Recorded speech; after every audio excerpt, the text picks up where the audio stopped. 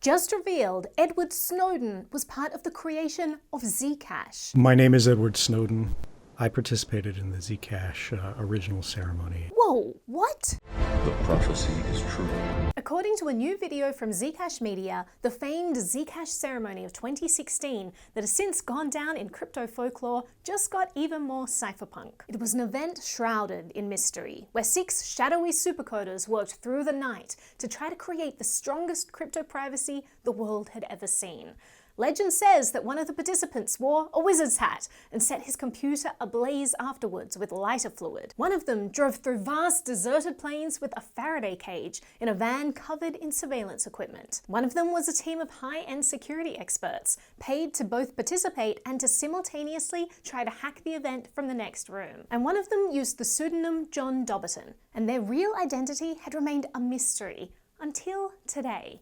Yes, it turns out that the final enigmatic participant in the ceremony was the one and only Edward Snowden. I saw it being worked on by a number of trusted academic cryptographers, and I thought it was a very interesting project. So what was this Zcash ceremony that we hear so many whispers about, and how exactly was Snowden involved?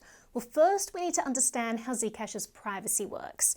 They have privacy pools, which you can think of like a black hole where all the transactions go and get swished together. In order to set up the privacy parameters of each pool, a secret key needs to be generated, which is essentially an unfathomably big number. It's called a trusted setup. And the problem is that anyone who knows that secret key would be able to forge as many coins as they wanted. That would lead to counterfeiting of the supply, but it would not violate any of the current or past privacy. Nathan Wilcox, one of the co-creators of Zcash, explained to me that even though the trusted setup does not present a privacy risk to Zcash, the ability to potentially counterfeit coins is still a big problem. You can't launch this global internet money cryptocurrency if somebody just knows the secret and then promises to throw it away.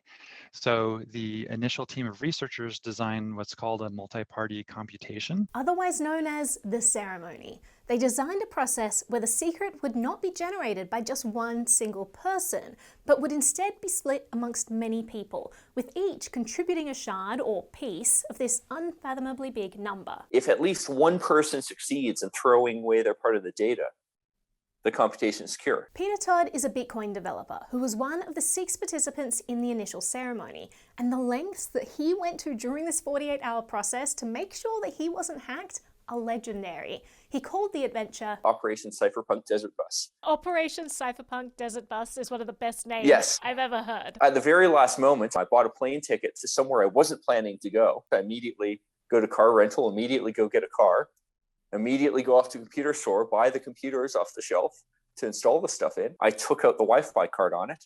I didn't hook up Ethernet, and I literally ran it in a Faraday cage. I got aluminum foil and lined a box with aluminum foil in multiple layers and, closed the lid. And aluminum foil really does stop Wi-Fi signals very effectively. His phone might have been another potential weakness in his security. I didn't want to use, my normal phone, which someone could have tracked. So I went off and bought a burner phone. And then he just started driving. If you're in a car hurling down the highway, it's really hard for the NSA agent who had no idea you were going to do this to actually go follow you. And I also had cameras on the car in front and back. So I had someone try to do that, well, I'd get them on camera. This distance between him and any potential adversaries would help prevent anyone getting close enough to his machine to send commands and exploit anything. In some ways, it was very cypherpunk, but other ways, it really was just a boring drive over, 1,500 kilometers in BC. And then he had to destroy the computing equipment so that no trace of the secret remained. I quite literally took the computer, carefully disassembled it, took every single piece of electronics in it, and got a blowtorch and blowtorched it. Heated it up to temperatures high enough where any data would be destroyed without actually burning it. This mysterious ceremony was also written up in Fortune from the perspective of Zuko, another co-creator of Zcash, and his brothers, and it reads like something of a sci-fi fantasy novel. His brother Josh Czar slices into his Lenovo desktop computer with an angle grinder. A dazzling cascade of sparks flicker through the harsh rays of the car headlamps. A fire glows nearby. "Can I try whacking it now?" Zuko asks from underneath the wide brim of a wizard's hat. Czar obliges. Like Gandalf wielding a makeshift staff, Zuko unleashes the force of a sledgehammer upon the CPU tower. Thwack! Zuko tosses the electronic wreckage into the fire pit as Czar sprays bursts of lighter fluid onto the crackling conflagration. Plumes erupt in response.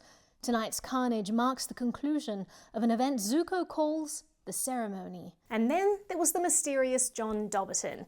In the middle of their interview with Zuko, Zcash Media happened to get this on tape. Are you recording this? You should record this. Last night, I sent a note to John Dobbertin. I told you I would keep the secret of your participation in the ceremony until you told me it was okay to share it. I got a message back from John Dobbertin. He said, as long as it's clear that I was never paid and had no stake, it was just a public interest thing, I think you can tell people. Snowden was ready to reveal his secret. When it came to this concept that they needed many people in many places, all cooperating, in the hopes that just one of them might not be compromised, might not work sort of against the public interest, and that was necessary for the ceremony to succeed. I was happy to say, sure, I'll help. The ceremony has become a part of crypto mythos because the precautions taken by these 6 geographically dispersed participants were so secretive and epic. But the problem is, no matter how well people did the ceremony, no matter how secure they were, there's no way to know after the fact if it succeeded or not. All I can do is run a piece of software honestly on a computer that's clean, and then do my best to prevent the computer from being wiretapped. That software, there's lots of ways someone could have changed it. we can tell, due to the supply being audited during pool migrations, that no extra coins have been created, but that isn't 100% proof that the ceremony succeeded. So now they've figured out how to eliminate the trusted setup entirely and are about to launch a 3rd pool with even more cutting-edge privacy technology called the Halo upgrade. Halo does not require a trusted setup anymore. So as the Zcash blockchain and ecosystem migrates away from SAPLING to Halo, that systemic risk will go away. And so the ceremony is now relegated to a distant past, to ancient crypto mythology. It sure did make for some great stories though, and this big revelation of Snowden's involvement is a great way to close up that chapter and move on to the next.